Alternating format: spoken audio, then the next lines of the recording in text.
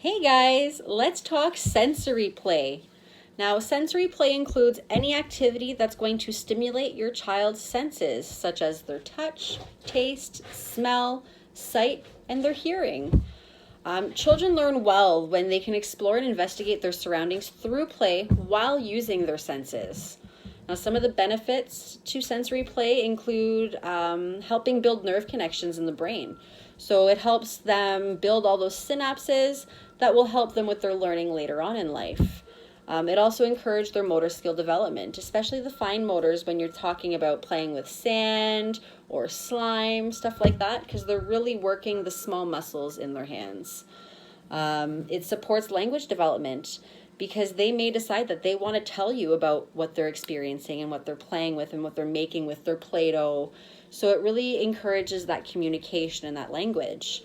It also encourages scientific thinking and problem solving. Maybe they're playing in the water and they have a large cup and a small cup and they're dumping it from side to side.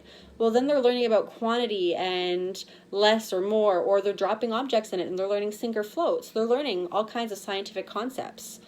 I know sometimes it can seem a little icky to let them play in the sand or with other things because of, the fear of germs, especially in these times. But it's important to allow our children to explore their senses safely. And that brings me to this video. We're going to learn how to make edible sand for our children to play in. And all you're going to need are some Cheerios. I used whole grain gluten-free, a blender or food processor, and you're just going to pulverize and puree your Cheerios until you have a powder. As you can see, it almost looks like a sand texture. Now, you can choose to use any other cereal, maybe Fruit Loops for some colorful sand. I've seen some people use graham crackers for a darker looking sand, but anything really that you can get into a powder that isn't an allergen would work really great.